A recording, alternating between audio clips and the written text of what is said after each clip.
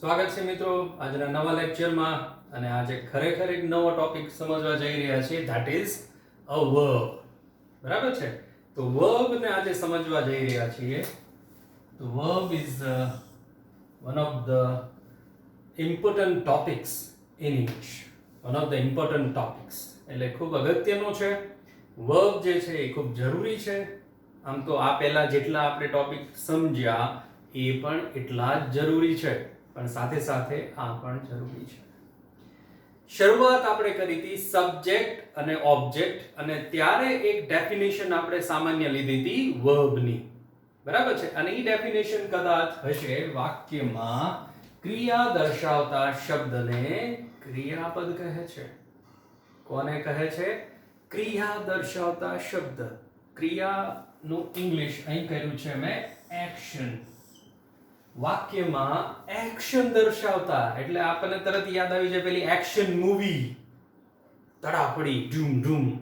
તો that not a kind of action. એ એક્શનની વાત આપણે નથી કરવાની. અહીં આપણે વાત કરીએ છીએ એક્શન એટલે ક્રિયા. ક્રિયા એટલે એક્શન, એ આપણે દર્શાવવાનું છે. ઘણી બધી એક્શન્સ આપણે રોજ કરીએ છીએ. ફોર એક્ઝામ્પલ, અત્યારે હું એક્શન કરી રહ્યો છે સ્પીક એટલે બોલવાની, અને તમે એક્શન કરી રહ્યા છો વોચ એટલે જોવાની, લિસન એટલે સાંભળવાની, રન એટલે દોડવાની, વોક એટલે ચાલવાની, ડ્રાઈવ એટલે ચલાવવાનું. તો આ બધી જ એક્શન્સ છે, એટલે એ ક્રિયા છે. સમજાયું તમને? તો એ ક્રિયા એટલે કે એક્શન દર્શાવતા શબ્દને ક્રિયાપદ એટલે કે વર્બ કહે છે. ખૂબ અગત્યનો ટોપિક છે અને બરાબર ધ્યાનપૂર્વક સમજજો. તો હું વાત કરતો તો શરૂઆતની અંદર સબ્જેક્ટ, વર્બ અને ઓબ્જેક્ટ ખૂબ જરૂરી છે એવું આપણે સમજ્યા હતા, અને એમાં વર્બની વ્યાખ્યા આપણે પ્રારંભિક લીધી હતી અને એ વ્યાખ્યા આ હતી. હવે સમજીએ કે એ સિવાય બે ટોપિક બે સમજ્યા હતા, સબ્જેક્ટ અને ઓબ્જેક્ટ. તો સબ્જેક્ટની અંદર શું આવે? કહો તો મને યાદ કરીને. નાઉન કે પ્રોનાઉન, રાઈટ? એવી જ રીતે ઓબ્જેક્ટની અંદર શું આવે? નાઉન કે પ્રોનાઉન. ખૂબ સરસ, તમને બધાને યાદ છે. તો એ પછીનો એટલે કે જ્યારે સબ્જેક્ટ કાર્ય કરે પછી આવે ધેટ ઇઝ વર્બ. બરાબર છે? સબ્જેક્ટ પછી શું આવે? વર્બ. અને વર્બ શું દર્શાવે છે? એક્શન એટલે કે ક્રિયા.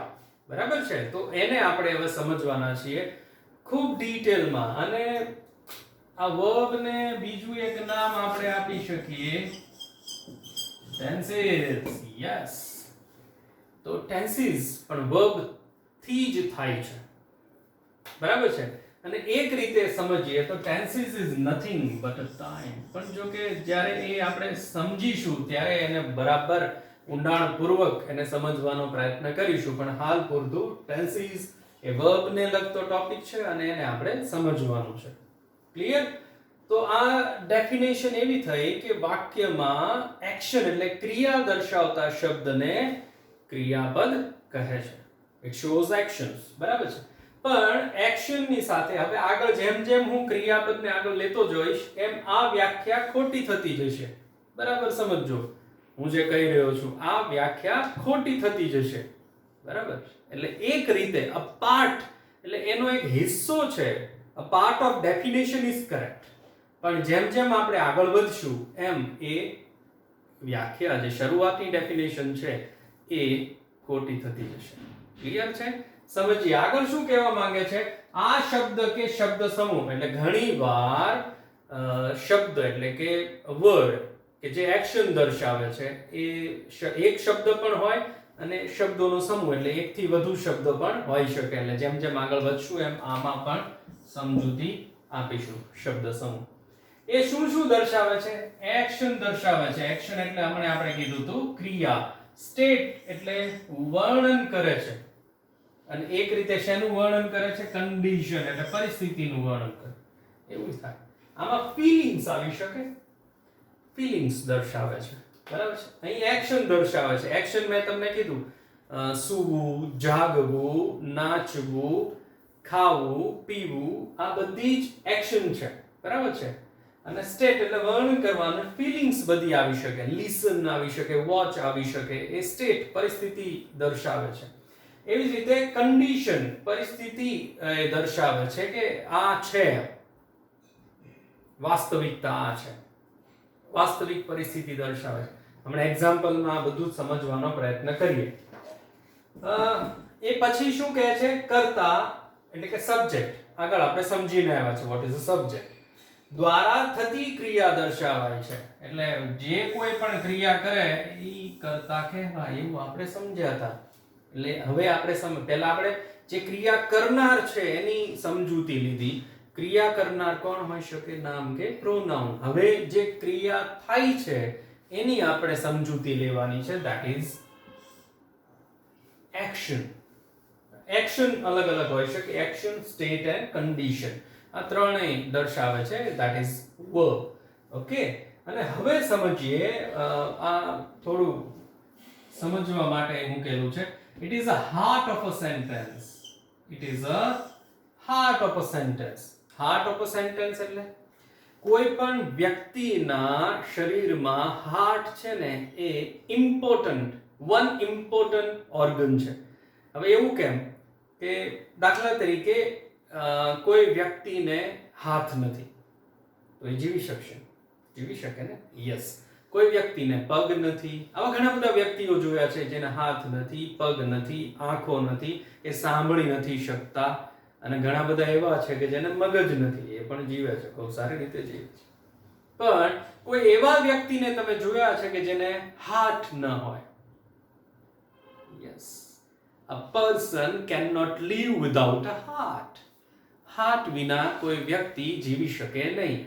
એ સેમ કન્ડિશનમાં હાર્ટ વિના કોઈ વાક્ય શક્ય નથી. એટલે કે હાર્ટ એટલે વર્બ. અહીં હાર્ટ નો મતલબ કરવાનો છે verb. It is a heart. It એટલે verb. Verb is a heart of a sentence. વાક્યનું હૃદય છે. એટલે હું જે કહેવા માંગુ છું બરાબર સમજજો કે કરતા ન હોય તો ચાલે. યસ, સબ્જેક્ટ વગર પણ વાક્ય શક્ય છે. ઓકે, તો ઓબ્જેક્ટ? યસ, ઓબ્જેક્ટ વગર પણ વાક્ય શક્ય છે. તો બંને ન હોય તો પણ વાક્ય બને. એટલે કે કર્તાય ન હોય, કર્મ ન હોય, ખાલી ક્રિયાપદ હોય તો પણ વાક્ય બને. યસ, યુ આર રાઈટ, તો પણ વાક્ય બને. અને એના આપણે શરૂઆતમાં એક્ઝામ્પલ લીધા હતા, તમને હું થોડું યાદ કરાવી દઉં. દાખલા તરીકે ગો, સ્ટોપ, પ્લે. સમજો, કોઈ તમને એમ કે ગો, અથવા ગો આઉટ, અથવા ગેટ આઉટ, અથવા કોઈ તમને કે સ્ટેન્ડ અપ, સિટ ડાઉન, બરાબર છે? કોઈ તમને એમ કે પ્લે, તો આ બધા એક સંપૂર્ણ વાક્ય છે, ભલે ખાલી ક્રિયાપદ છે. તો આ આપણને દર્શાવે છે heart, heart of a sentence. એટલે કોઈ પણ વાક્ય તમે લઈ લો, એમાં કોઈ પણ રીતે ક્રિયાપદ આવવું જરૂરી છે. બરાબર? કોઈ વાક્ય એવું નથી કે જેમાં ક્રિયાપદ ન હોય. બરાબર? સમજીને ચાલજો. તો આ આપણે જોઈ ધ ડેફિનેશન્સ, અલગ અલગ ડેફિનેશન્સ અને અલગ અલગ જે વાક્યમાં એની રીતે પ્રયોજાય છે એ આપણે સમજ્યા. પણ હવે સમજીએ થોડા એક્ઝામ્પલ્સ. હવે જુઓ, પહેલું વાક્ય છે ક્રિશાની વોક્સ ઇન ધ મોર્નિંગ. તો અહીં તમે મને કહી શકો છો, આ આપણે સમજીને આવ્યા છે, ક્રિશાની એ કાર્ય શું કરે છે? સબ્જેક્ટનું, કર્તાનું કાર્ય કરે છે. બરાબર? અને સાથે સાથે ક્રિશાની શું છે? It's a noun. તો ક્રિશાની is a subject, કર્તા છે, પણ કર્તા તરીકે વપરાયેલું શું છે? નાઉન છે. ખૂબ સરસ. અને આપણે આગળ શીખીને આવ્યા છે. તો અહીં એની પછી વપરાયેલો શબ્દ છે that is walks. બરાબર છે? તો એ walks જે છે it's a verb. અને એ શું દર્શાવે છે? It shows action. ક્રિયા દર્શાવે છે. અને કેવી ક્રિયા છે? ફિઝિકલ એક્શન છે. બરાબર છે? એટલે વોક શારીરિક ક્રિયા છે. સમજાયું હશે? આગળ સમજીએ. ધ્રુવ is going to school. તો અહીં ધ્રુવ છે એ શું છે? It's a subject. ક્લિયર? અને સાથે સાથે એ શું છે? It's a noun. ધ્રુવ એ કર્તા છે અને સાથે સાથે નામ પણ છે. ઓકે. અને અહીં ક્રિયાપદ કયું છે? is going. is going. તો અહીં જે છે, અહીં બે ક્રિયાપદ છે, એક is છે અને એક છે going. બે ક્રિયાપદ છે. બરાબર છે? તો અહીં જે ક્રિયા થયેલી છે is અને going, તો એમાં હેલ્પિંગ વર્બ વપરાયેલું છે. Helping verb plus main verb. બરાબર? અને અહીં ખાલી કયું વપરાયેલું છે? Action verb. તો અહીંયા હેલ્પિંગ વર્બ અને મેઇન વર્બ વપરાયેલું છે. અહીં ખાલી એક્શન દર્શાવેલી છે. જોજો, આ બધા જ પ્રકારના ક્રિયાપદો આપણા માટે અગત્યના છે અને આ સમજવા પડશે. હવે જોઈએ, મનન doesn't like to walk. હવે જુઓ અહીંયા doesn't like, તો અહીં નેગેટિવ એક્શન થઈ છે, નકારાત્મક ક્રિયા થયેલી છે. doesn't like to walk, એને ચાલવું ગમતું નથી. બરાબર છે? તો આ doesn't like, તો એક રીતે અહીં does પણ હેલ્પિંગ વર્બ છે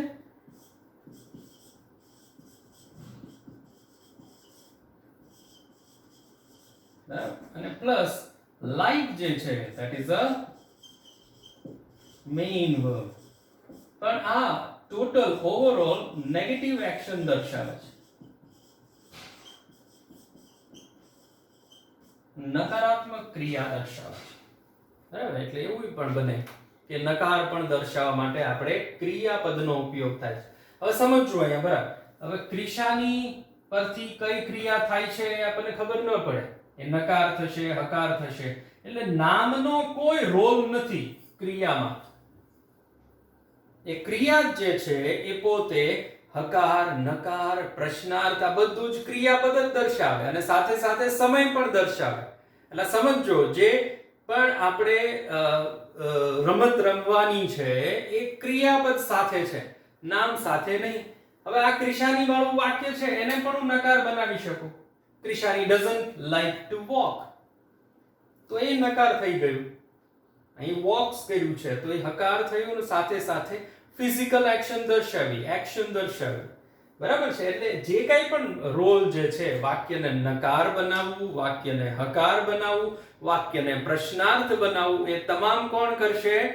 yes, it does by the verb only.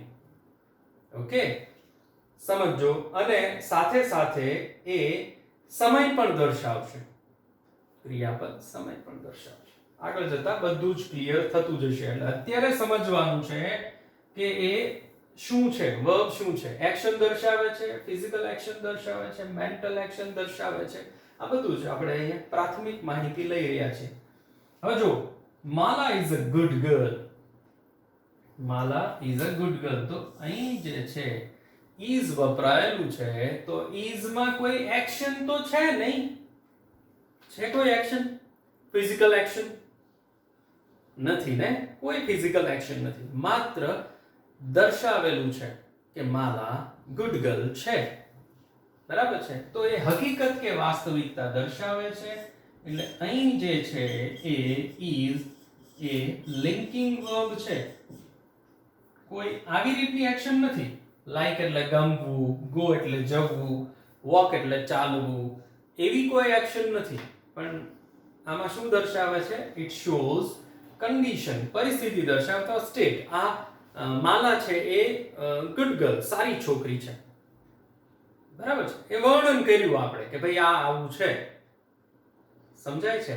એટલે આ બધાની જરૂર આપણને વાક્ય રચનામાં પડવાની છે. તમે એવું ન કહી શકો કે ભાઈ આપણે ખાલી એક્શન વર્બ જ સમજીશું, ખાલી આપણે હેલ્પિંગ વર્બ જ સમજીશું, કે ખાલી આપણે લિંકિંગ વર્બ જ સમજીશું. એવું ન કહી શકાય. બધા જ અલગ અલગ રીતે વાક્ય રચનાની અંદર મદદરૂપ થાય છે. પણ અગત્યની વાત અહીંયા ધ્યાનમાં રાખજો કે ક્રિશાની, ધ્રુવ, મનન અને માલા આ બધા કરતા થયા. બરાબર. અને જે કાંઈ પણ ક્રિયાપદ વપરાણા છે એ ક્યાં વપરાણા છે? જે કાંઈ પણ ક્રિયાપદ વપરાણા છે એ કરતા પછી વપરાયેલા છે. એટલે ક્રિયાપદનું સ્થાન ક્યાં આવશે? કરતા પછી. ક્રિયાપદનું સ્થાન કરતા પછી. આ સમજાયું હશે. બરાબર છે. તો એની પછી આગળ વધીએ તો એવું થાય કે હવે અહીં આપણને થોડા પ્રકાર દેખાઈ રહ્યા છે. શેના? ક્રિયાપદના. Action verb, helping verb, main verb, એમ હેલ્પિંગ વર્બ ફરીથી આવ્યું, મેઇન વર્બ ફરીથી આવ્યું અને લિંકિંગ વર્બ. તો હવે થોડા પ્રકાર આપણને દેખાઈ રહ્યા છે. તો એ પ્રકાર ઉપર આગળ આપણે વાત કરવી છે. પણ ત્યાં સુધી હવે શું કરવાનું છે? બોર્ડ ભરાઈ ગયું છે. તો હવે તમારું કામ શરૂ થાય છે. બોર્ડને બરાબર સારી રીતે લખી જાઓ. બરાબર છે? ચાલો લખીએ. તો આગળ વધીએ અને હવે આપણે સમજવા જઈ રહ્યા છીએ પ્રકારો. કોના પ્રકારો? ક્રિયાપદના. તો જુઓ અહીં આપણે વર્બ અને એના 3 મુખ્ય પ્રકારો મેં અહીં પાડ્યા છે. These are the types of verb. હમણાં એની આપણે થોડી સમજ લીધી હતી અને હવે એને થોડા ડીપમાં સમજવાનો પ્રયત્ન કરીએ કે one is action verb, helping verb અને linking verb. બરાબર સમજો. Action verb. એક્શન વર્બ એટલે જે shows action. એક્શન એટલે કે ક્રિયા. બરાબર છે. ઓલી ફિલ્મો વાળી એક્શનની વાત અહીં આપણે કરવાના નથી. કરીશું એવું લાગશે તો આપણને. Action verb. હવે એમાં 2 પ્રકારની ક્રિયાઓ મેં 2 બીજા પ્રકારો પાડ્યા છે. One is physical action. Physical એટલે કે શારીરિક ક્રિયાઓ and another is mental action. mental એટલે માનસિક. એટલે ઘણી ક્રિયાઓ that we can see કે જોઈ શકાય. દાખલા તરીકે જોઈ શકાય એવી ક્રિયા પ્લે. કોઈ વ્યક્તિ રમતો હોય તો કહી શકાય he is playing અથવા he plays cricket. run, they run fast, they ran fast. break, she broke the glass. Right? Eat, I eat my lunch at 12 o'clock. Jump, તો jump કૂદવું, eat ખાવું, break તોડવું, run દોડવું, play રમવું. આ બધી જ ક્રિયાઓ છે that we can see. જોઈ શકાય છે આપણાથી. કોઈ કૂદતું હોય તો કહી શકાય he jumps. બરાબર. હવે આ તો થોડા એક્ઝામ્પલ્સ અહીં આપ્યા છે. બાકી તમે there are lots of examples. અઢળક ઉદાહરણો છે. wear એટલે પહેરવું, see એટલે જોવું, watch એટલે પણ જોવું. બરાબર છે. write, read, sleep. એવા અઢળક ઉદાહરણો છે કે તમે રોજબરોજની ક્રિયાની અંદર એ એક્શન કરતા હો છો, એ ક્રિયા કરતા હો છો. હવે જોઈએ મેન્ટલ એટલે કે જે માનસિક ક્રિયાઓ છે એને આપણે જોઈ શકતા નથી. બરાબર. દાખલા તરીકે એક ઉદાહરણ છે અહીંયા think. think એટલે વિચારો. તો હવે આપણે તો નાટકમાં અને ફિલ્મોમાં ઘણીવાર આપણે જોઈએ કે આ રીતે કરતા હોય એટલે આપણને લાગે કે આ think કરે છે. પણ એ ક્રિયા જે છે think, અત્યારે દાખલા તરીકે હું ભણાવું છું તો અહીં અમુક વિચારો ચાલતા જ હોય. તમે કદાચ વિડીયો જોતા હશો ત્યારે પણ અમુક વિચારો ચાલતા જ હોય. એટલે એને કોઈ action that we cannot see, એ એક્શનને આપણે જોઈ શકતા નથી. વિચારો. બીજું છે ડ્રીમ, સ્વપ્ન જોવા. તો એ ફિઝિકલ એક્શન નથી. લાઈક એટલે ગમે છે. બરાબર. લવ એટલે પણ પસંદ કરે છે. સીમ એટલે લાગવું. તો આ બધા જ જે ઉદાહરણો છે, આ સિવાય ઘણા બધા ઉદાહરણો તમને ખબર હશે કે જે મેન્ટલ એક્શન દર્શાવે છે. શારીરિક અને માનસિક ક્રિયાઓ. પણ એટલે એક્શન તો થાય છે એટલે જ આને 2 કેટેગરીમાં આપણે વહેંચી. એટલે ઘણાને એવો પ્રશ્ન થાય કે સાહેબ જે દેખાય એ જ ક્રિયાની વાત છે? ના, જે નથી દેખાતી એ ક્રિયા પણ આપણે આમાં જ દર્શાવવાની છે. એ જનરલ કેટેગરી એક્શન વર્બ. અને એના 2 વિભાગો ફિઝિકલ એક્શન અને મેન્ટલ એક્શન. અને એના ઉદાહરણો મેં અહીં આપ્યા છે. બરાબર છે. એટલે આમાંથી ઘણું સમજવાનું છે. એ બધા ક્રિયાપદના મૂળ રૂપો છે. એટલે તમે બધું આગળ સમજીને આવ્યા છો. એટલે બધા કે ઈડી લાગી શકે, આઈએનજી લાગી શકે. બરાબર છે. આના અમુક ઇરેગ્યુલર વર્બ છે. તો એની સમજ આની પછી આપણે લેવાની છે. એટલે અહીં આપણે એના મુખ્ય પ્રકારોની વાત કરી રહ્યા છીએ. તો એ પછીનું જે છે હેલ્પિંગ વર્બ. હવે હેલ્પ નો મતલબ તો તમને ખબર છે. હેલ્પ એટલે મદદ કરવી, સહકાર આપવો, ટેકો આપવો, તો આને કહેવાય હેલ્પ. બરાબર છે. એ હેલ્પિંગ વર્બ ને બે કેટેગરીમાં વહેંચ્યા છે, ધેટ ઇઝ ઓક્ઝિલરી વર્બ. એટલે ઓક્ઝિલરી નો મતલબ પણ થાય હેલ્પિંગ વર્બ. ઓક્ઝિલરી એટલે હેલ્પિંગ વર્બ કે જે સહાય કરે, મદદ કરે, ટેકો આપે. કોને ટેકો આપે તો એ પણ આપણે સમજવાનું છે. તો એની પછીનું જે છે આગળ આપણે એને સમજીને આવ્યા હતા, એ કોને ટેકો આપે છે? મેઇન વર્બ ને ટેકો આપે છે. હેલ્પિંગ વર્બ એ મેઇન વર્બ સાથે જોડાયેલું છે. ખાલી હેલ્પિંગ વર્બ વાપરી શકાય નહીં, કે ખાલી મેઇન વર્બ વાપરી શકાય. હા, વાપરી શકાય. એ ક્યાં આવે? એક્શન વર્બમાં. એક્શન વર્બમાં બધા મેઇન વર્બ હોય. અને અહીં જે છે હેલ્પિંગ વર્બ અને મેઇન વર્બનું કોમ્બિનેશન થાય, જોડાણ થાય. બરાબર છે. તો આ જે ઓક્ઝિલરી વર્બ છે એ હેલ્પિંગ વર્બ છે, જે વાક્યને બનાવવામાં મદદ કરે છે. એક રીતે વિધાન વાક્ય પણ બનાવે છે, પણ સાથે સાથે પ્રશ્ન અને નકાર વાક્ય બનાવવામાં પણ મદદરૂપ થાય છે. એટલે પ્રશ્ન વાક્ય બનાવવું હોય ત્યારે આની એન્ટ્રી થાય છે. આપણે કાળની અંદર સમજીશું. પણ એ સિવાય am, is, are, was, were, do, does, did, have, has, had, these are auxiliary verb. અને એનું કામ છે હેલ્પ કરવાનું. કોને હેલ્પ કરવાનું? મેઇન વર્બ ને. હમણાં ઉદાહરણો જોશું એટલે થોડું આપણને ક્લિયર થશે. એ સિવાય જુઓ, these are modal auxiliaries અથવા models આપણે કહેવામાં આવે છે. models. બરાબર, સ્પેલિંગ જોજો. બરાબર, જુઓ, will, shall, can, may, could, would, must, might, have to, has to, had to, ought to, need to. બરાબર, આવા ઘણા બધા મોડલ્સ છે. અને આ મોડલ્સ નું કામ પણ શું છે? એ ફીલિંગ્સ દર્શાવે.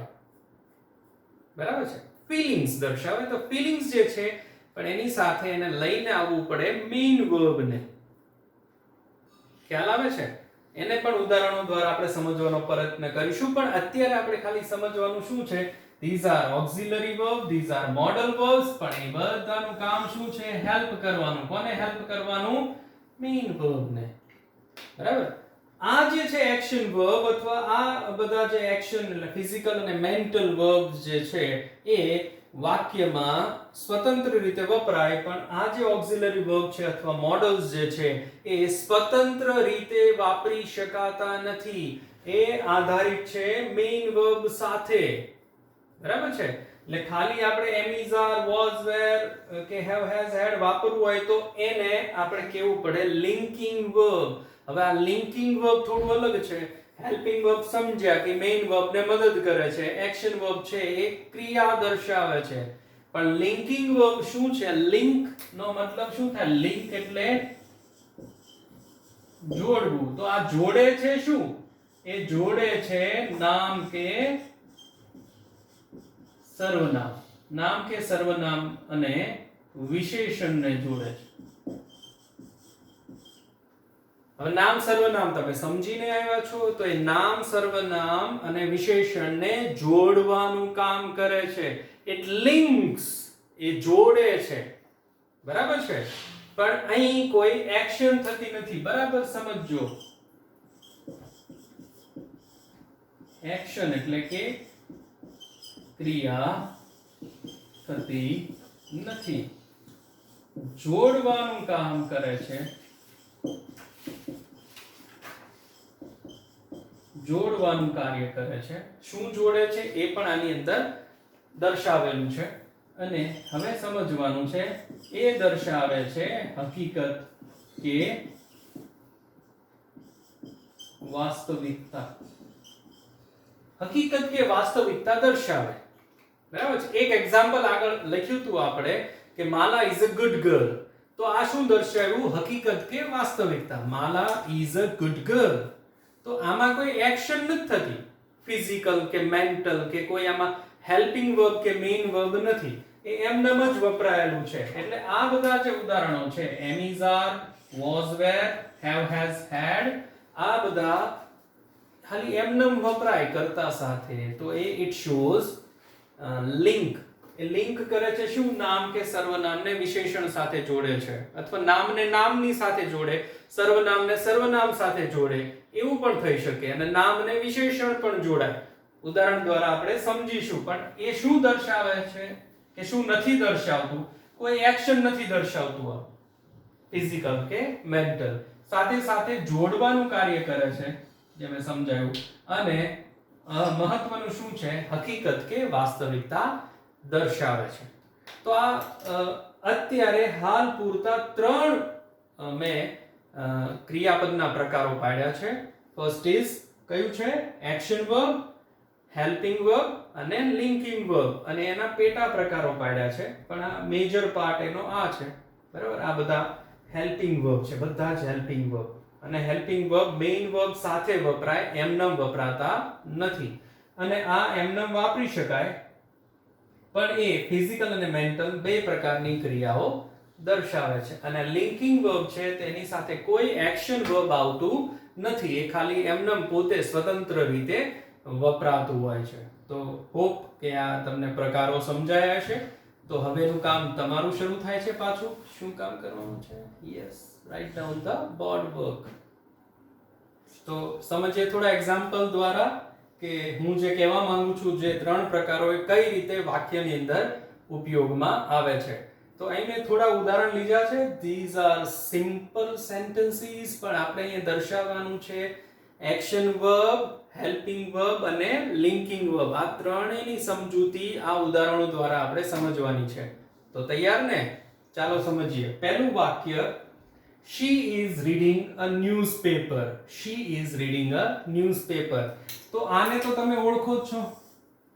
she એટલે કે કર્તા, અને સાથે સાથે સર્વનામ પણ છે. ક્લિયર? તો હવે સમજો, અહીં બે શબ્દો છે, is અને reading. is અને reading. તો is જે છે એ શું કામ કરે છે? યસ, એ હેલ્પિંગ વર્બ છે. પાકું હેલ્પિંગ વર્બ છે. અને હેલ્પિંગ વર્બમાં સાથે સાથે શું છે? એ ઓક્ઝિલરી વર્બ છે. Yes, it is an auxiliary verb. Clear? અને રીડિંગ જે છે એ it's a main verb. Clear? તો હેલ્પિંગ વર્બ અને મેઇન વર્બ બંને સાથે જ ઉપયોગમાં આવે. ખાલી રીડિંગ લખવાથી વાક્ય સંપૂર્ણ નથી. બરાબર છે? તો એની સાથે is અથવા અહીં હું was મૂકી દઉં તો પણ સાચું છે. she was reading તો એ ભૂતકાળની એક્શન દર્શાવીશ. she is reading તો એ પ્રેઝન્ટ અત્યારની, એટલે સમય દર્શાવે છે. એ વાત આપણે કરી હતી. એટલે હેલ્પિંગ વર્બ અને મેઇન વર્બ. પછી એને કાળમાં જે જે રીતે વપરાય છે આપણે કાળ સમજીશું ત્યારે આપણે સમજવાના છે. પણ અહીં અત્યારે એટલું જ સમજવાનું છે, હેલ્પિંગ વર્બ કયા કયા છે, મેઇન વર્બ કયા છે, એક્શન વર્બ કઈ છે અને લિંકિંગ વર્બ કયા છે. ક્લિયર? આગળ વધીએ. બીજું વાક્ય, they went abroad last year. તો went જે છે એ go નું ભૂતકાળનું રૂપ છે, એટલા માટે મેં go લખ્યું છે. તો they એ કર્તા છે, went જે છે એ કયું એક્શન હશે? સોરી, કયું વર્બ હોવું જોઈએ? હું જવાબ ભૂલી ગયો. તો એ એક્શન વર્બ છે. It is an action verb. Go એટલે જવાની ક્રિયા થાય છે. અને બીજું કે આની સાથે કોઈ હેલ્પિંગ વર્બ નથી. એટલે આ બરાબર સમજો કે અમુક કાળની અંદર હેલ્પિંગ વર્બ અને મેઇન વર્બ બંને આવે, જ્યારે અમુક કાળની અંદર માત્ર એક્શન વર્બ આવશે, જે કાળ વખતે સમજીશું. ઓકે? તો અહીં ખાલી એક્શન વર્બ છે. ત્રીજું વાક્ય, રોહન પેઇન્ટેડ ધ કાર. બરાબર છે? તો અહીંયા પેઇન્ટેડ જે છે અગેન શું છે? એક્શન વર્બ છે. અને રોહન એ નામની સાથે કર્તા પણ છે. Painted action verb. હવે ચોથું વાક્ય, મનન હેઝ સીન ધ મૂવી. હવે સમજો, મનન તો કર્તા છે, સબ્જેક્ટ પણ છે અને સાથે સાથે એ નાઉન પણ છે. પણ અહીં જુઓ, હેઝ. હેઝ એ શું છે? યસ, એ હેલ્પિંગ વર્બ છે. અને સીન એ શું છે? Yes, it's a main verb. બરાબર છે. તો આ બંનેનું કોમ્બિનેશન થાય એટલે બે વર્બ છે, હેઝ અને સીન. સમજાય છે? હેલ્પિંગ વર્બ, મેઇન વર્બ, અહીં ખાલી એક્શન વર્બ છે આ બંનેમાં હેલ્પિંગ વર્બ અને મેઇન વર્બ છે. એ પછીનું વાક્ય બરાબર સમજો. Mister Bakshi is a bank manager. Mister Bakshi is a bank manager. હવે આમાં સમજો ઇઝ આવ્યું છે, કોઈ એની સિવાય બીજું કાંઈ છે નહીં. તો એ કયા પ્રકારનું વર્બ છે? યસ, યુ આર રાઈટ, એ છે લિંકિંગ વર્બ.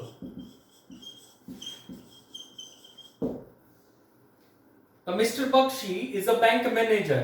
તો આમાં મેં શું કર્યું છે? લિંકિંગ વર્બનો ઉપયોગ કર્યો છે અને હકીકત એટલે કે ફેક્ટ કે વાસ્તવિકતા દર્શાવી છે કે આ મિસ્ટર બક્ષી છે અને બેંક મેનેજર છે. અને મેં તમને કીધું તું એમ કે મિસ્ટર બક્ષી એ નાઉન છે, બેંક મેનેજર એ નાઉન છે. તો આ બંનેને જોડવાનું કામ આપણે લિંકિંગ વર્બ થી કરીએ છીએ. નાઉન ટુ નાઉન, અથવા અહીંયા એવું કહી દઈએ કે હી મૂકી દઈએ આપણે, તો પ્રોનાઉન ટુ નાઉન એ પણ જોડાય. તો એ જોડવાનું કામ કરે છે. આમાં કોઈ એક્શન નથી. Read, write, jump, play, see, watch આવી કોઈ એક્શન નથી થતી. પણ શું થાય છે? હકીકત કે વાસ્તવિકતા દર્શાવાય છે. એટલે લિંકિંગ વર્બનો રોલ થોડો અલગ છે, પણ એનો પણ ઉપયોગ આપણે કરીએ છીએ. This is a whiteboard. I am a teacher. તો I am a teacher is also a linking verb. તો હું હકીકત કે વાસ્તવિકતા દર્શાવું છું. તો આ સમજીએ આપણે. એ પછીનું વાક્ય, do you drink tea? Do you drink tea પ્રશ્ન બનાવ્યો છે આપણે ભાઈ. શેનો ઉપયોગ કરીને? ઓક્સિલરી વર્બ નો ઉપયોગ કરીને. બરાબર છે? Do you drink tea. તો આ જે છે ધીસ ઇઝ હેલ્પિંગ વર્બ અને અહીં મેઇન વર્બ છે. તો જ્યારે પ્રશ્નની રચના થાય તો બંને અલગ થઈ જાય. અથવા આ જે ડુ ડઝ જે છે એ માત્ર પ્રશ્ન બનાવવા માટે જ પ્રગટ થયું છે.